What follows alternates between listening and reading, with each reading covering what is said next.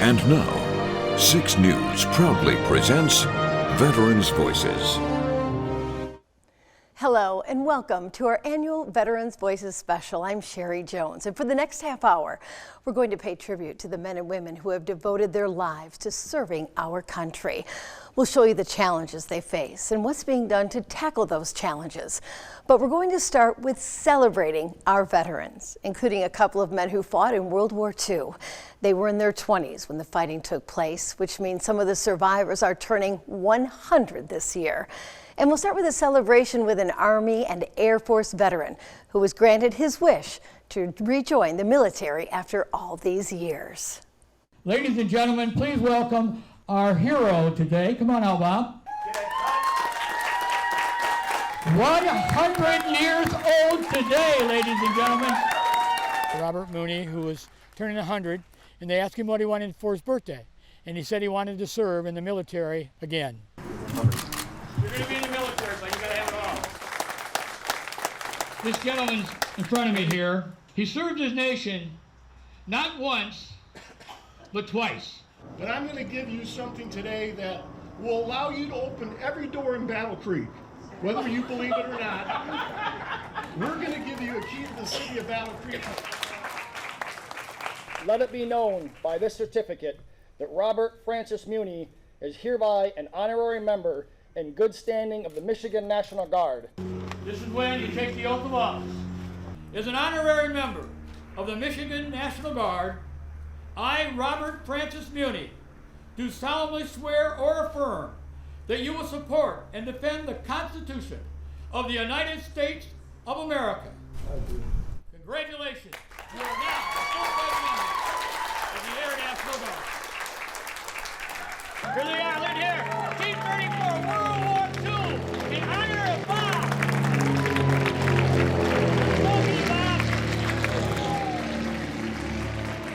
Happy birthday to you. Happy birthday to you. Happy birthday, dear Bob. Happy birthday to you.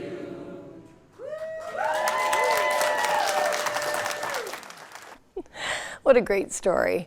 And of course, he's not the only World War II veteran turning 100. Meet Paul Landsberg. He turned 100 back on August 31st. He celebrated the day with his kids and grandkids, great-grandkids, and Congresswoman Alyssa Slotkin. Born in Detroit, Landsberg went to the University of Detroit and the University of Michigan before interrupting his studies to sign up for the war. He spent 3 years in the Navy, serving the Pacific and helping recover 2 Japanese submarines for the U.S. military to study. And Landsberg has 24 great-grandkids, one whom recently signed up for the Army National Guard.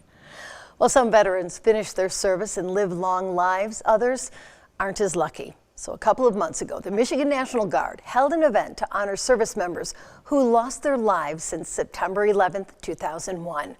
A couple of dozen in combat and a couple of hundred overall. Kyle Macon takes us to that solemn ceremony. Of the 7,054 veterans lost since 9/11, 229 of them called Michigan home. The event started with the national anthem, followed by a 21-gun salute. Since 9/11, the Michigan National Guard has lost 21 soldiers in combat. And in front of the crowds, they announced the 229 names of all the service members lost. Private First Class Brian Thomas. Private First Class Michael Thomason. But for one general, he says that many National Guard soldiers live a normal life with jobs and families to come home to. We work in the communities, we live in the communities, and now we serve in the communities wearing the uniform. Don't just see them as the military, but see them as neighbors and friends and co-workers, because that's really what the National Guard is. Among honoring the fallen, new recruits for the Michigan National Guard were also sworn in. And that I will obey the orders of the President of the United States. Other military organizations were also in attendance, and one of them plans to start a cross-country road trip with each mile representing lives lost in service since 9/11. It's going to be a 22-day mission starting here right now in the state capital here in Lansing, Michigan. And that 7,000 miles will have us land 22 days later on September 11th in our nation's capital. Here for you in Lansing, Kyle Macon, 6 News. Thank you, Kyle. While that ceremony focused on those who have died in the last couple of decades, there's a group of people in Jackson who are on a mission to pay tribute to those further back in time. It's a museum dedicated to members of the armed forces. Luke Snyder shows us how they hope it inspires generations to come. I think what more than the items, you see the stories. Bringing history to life, one mannequin and one story at a time. That's what Dennis Skupinski and a group of volunteers are doing at the Michigan Military Heritage Museum in Jackson. When you see it, we want you to see an actual soldier. The stories are on display front and center, from Marines to nurses to pilots to World War I trench fighters. Each one is handcrafted and dressed head to toe in their authentic uniforms. Usually we try to have a story, you know, of someone who wore that uniform. And even though the mannequin doesn't look like the person, it still gives you the feel that, okay, somebody wore this and this is what they did. They're unique stories of people from Michigan who served their country, like actor George Papard. He's one of the, 5 top actors in the world. You know, he was in Breakfast at Tiffany's, Carpetbaggers, and Blue Max. I mean, he was a level actor, and he's from, Michigan, and he was in the Marine Corps. That's just one example. The real-life pictures of dozens of veterans decorate the space, with some of their uniforms and other pieces donated from the community. For Jackson veteran and volunteer at the museum, Merv Wygant, it's about keeping these stories and legacies alive. We get the gamut. We get the items that came in from somebody who did very little of the war and people who have Purple Hearts and Bronze Stars. So yeah, it's a very wide range of things we see.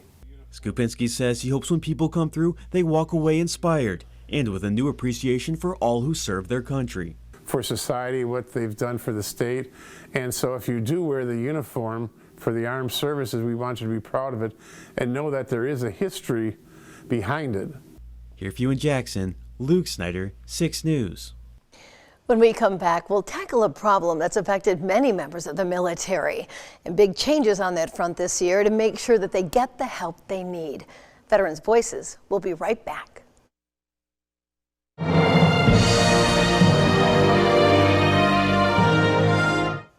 Welcome back. Veterans won a major political battle this year after Congress passed and President Biden signed a bill to help more veterans exposed to toxic burn pits get the health care they need. Raquel Martin has more on their victory in D.C. A great emotional release. I've been fighting for this for years. Veterans and their loved ones are celebrating a major victory. President Biden signed the PACT Act, a bill that expands health care coverage to veterans exposed to toxic burn pits. This is the most significant law our nation has ever passed to help millions of veterans. Many veterans say they suffered in the shadows. I was 28 years old and they did a DEXA scan and they told me I had the bone structure of a 58-year-old man. John Bannon says he and his entire troop returned home with invisible wounds and conditions the VA refused to treat. We're recognized now. We couldn't even get the government to recognize us. President Biden says starting immediately, veterans will have access to health care coverage for 23 conditions that were previously denied. It's just a bittersweet moment. For Danielle Robinson and many other families, the coverage comes too late. Robinson is the widow of Heath Robinson, who the bill is named after. He was around a burn pit for 3 months in Iraq. Their daughter, Brielle, was by the president's side during the signing. I didn't see this coming at all when we were fighting our battle, but I'm grateful for it happening, and I'm grateful for being the face of this if I had to be. Now, VA Secretary Dennis McDonough says his administration is already hiring thousands to handle an influx of patients no longer in the shadows. VA is ready to take this on. In Washington, Raquel Martin. Well, after years of work, the PACT Act had been slated to pass quickly this summer, but there was a last-second holdup after Republicans in the U.S. Senate shot down the previously bipartisan bill. Michigan Senator Gary Peters says he's glad they were finally able to make it over that hurdle and get the bill passed. He says it will make it easier for veterans who are suffering and survivors of those who didn't make it to get the help they need. The PACT Act, we've been working on it for some time, but we're just so happy that it is now passed, signed into law, and as a reality for veterans. We expect up to 3.5 million veterans across the country will now qualify for benefits that they have earned and deserve. Obviously, it's not just members of Congress who are celebrating. We caught up with some veterans from mid-Michigan who say that before, they just weren't able to get medical help. Lansing's Philip Button says that his breathing issues stem from his service in Iraq. He says back in 2008, he spent several hour shifts in a security tower near a burn pit. And when he tried to get help from the VA to help treat him, they kept turning him down. And Kevin Hensley says the PACT Act means that the country is keeping its promise to the people who serve it. You know, believe what we say when we say this happened over there, and you know, give us the benefit of the doubt. You told us if we served and we served honorably, you were going to take care of us. And that's what this showed. Now, the bill doesn't just apply to more recent military ventures. It stretches all the way back to Vietnam and the Gulf War, as well as missions that happened after September 11th. When we come back, the VA will help people with their burn pit issues. But we'll tell you about another problem that veterans face by a department that's literally full of paper pushers. That's when Veterans Voices returns.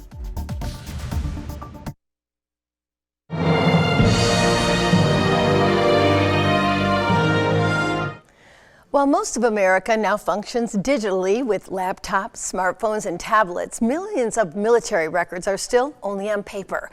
And that makes it very difficult for many veterans who need those records. Kyle Macon has a look at one organization that's trying to help. Paper documents pose two big problems. They could be lost in a fire like we saw in 1973 when over 18 million veteran records were lost in a single day. But most importantly, veterans are stuck waiting for their benefits because paper slows down the process. Almost all of the military records were still in paper form and something called microfiche. Now, there are only 2 companies in the country right now that even service microfiche machines. This is Joshua Parrish, the co-founder of VetLife, describing the injustice veterans face as they struggle to find their records. The problem is, as they wait, they're missing out on the benefits they deserve. Imperative that they have their military records to prove if they were injured on active duty service.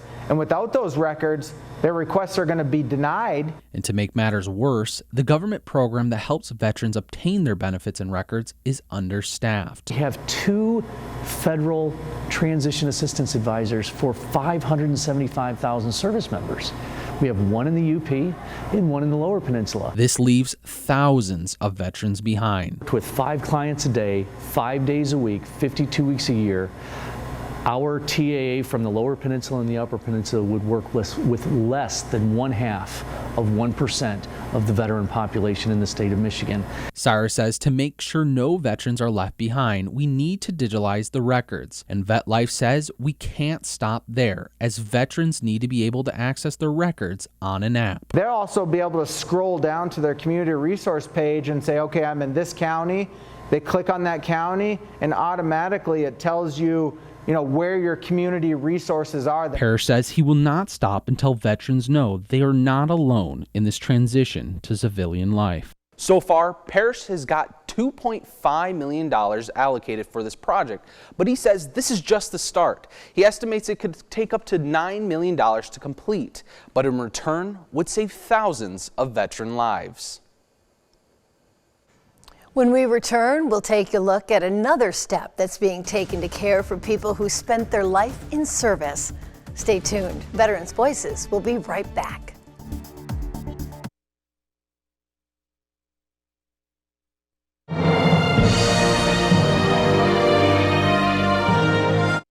When I got out, I didn't want to admit that there was anything wrong because it felt like a failure. And then I realized, there's nothing to be ashamed of. So I started talking to someone. Maybe you are fine, but if you're not, it's okay.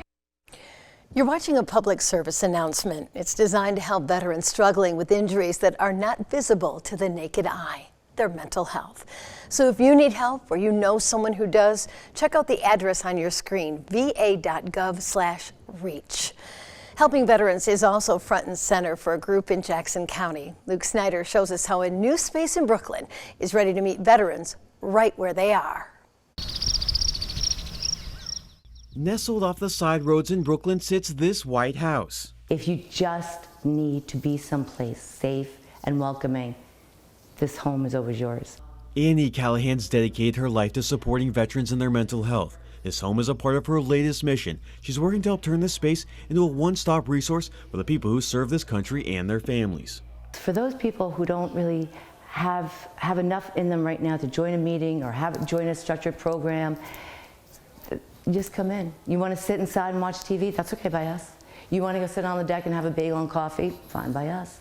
It's an approach, she says, meets them right where they are in a comfortable environment around others who can relate to what they're going through. Vietnam veteran Ralph Yard says he's seen it work in his own life. I was kind of reluctant to even join, but once I did, I jumped in with both feet because it's a brotherhood. Other veterans like Randy Evans are also jumping on board. He's preparing to build a telehealth counseling center here where veterans can get personal support and access to resources with the help of Lifeways in Jackson. I just would like to see them get that welcome home and get the services that they need to transition back into a civilian life. The program will also include activities from kayaking to fishing to martial arts. Yard says he has a message for any veteran who doesn't know where to turn. Get involved with other veterans, people that understand you. We're always available. Our ears are open, our shoulders are broad. Callahan says seeing the veterans come together in one place gives her hope for what this space can be. When people see what they've created, it's beautiful. If you're a veteran wanting to get involved, check out our Scene on 6 section on WLNS.com. Here for you in Brooklyn, Luke Snyder, 6 News. There is also a plan in Congress that would give veterans some help so that they can stay in their own homes. The number of veterans eligible for nursing home care will rise by more than 500% over the next 20 years. But all of them won't need that much help. So a new bill would help some vets pay for assisted living so they could stay in their own homes. Not only is it better for them, it would also save the government money since having them in full-time nursing homes is more expensive. Well, when we come back, we'll introduce you to a veteran who went from serving his country to serving his community, literally.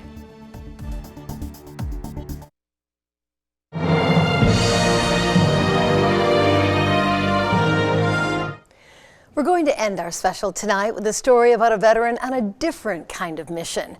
After serving his country, he's part of a couple that's serving their community, literally. Luke Snyder shows us how. It's a story of two people accomplishing their dreams together. I'm in an age where it's either do it now or forget about it. And the lessons learned along the way. Just keep going, keep moving forward. Dave and Tom Crowgary have been married for 8 years. Now they both own Crow's Nest Cafe in Jackson. Order up. Thank you. Dave's known he wanted to run a restaurant since he was 9 years old, flipping pancakes at home. He spent 30 years working his way up in the restaurant business, but almost gave up. Now in the kitchen of his own restaurant, he's exactly where he's supposed to be. I don't want no regrets. I want to do what I want to do, and if I fail at it, well, at least I tried it. Tom is a 6th-generation Army veteran. He knew he would one day serve his country, and he did. He was in military intelligence and a paratrooper. I've taken off in more airplanes and helicopters than I've landed in. Tom served his country during Don't Ask, Don't Tell, a time when military members weren't allowed to be asked about their sexual orientation. I felt like I was lying, I couldn't be true, and just not being my authentic self. But Tom says his time in service helped teach him what it means to give back. The Army taught me that I could push myself much further than I thought I could. And today he's doing what he's always wanted to do, serve his community and create a space where everyone is welcome. You can get a hot meal here.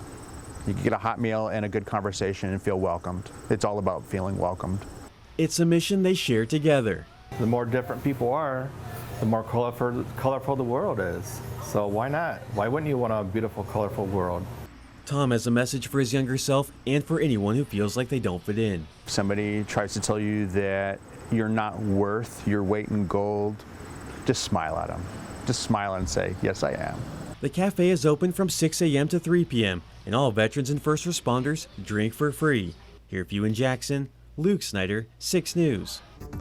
Well, thank you for watching Veterans Voices. And if you have been or are a member of the military, thank you for your service.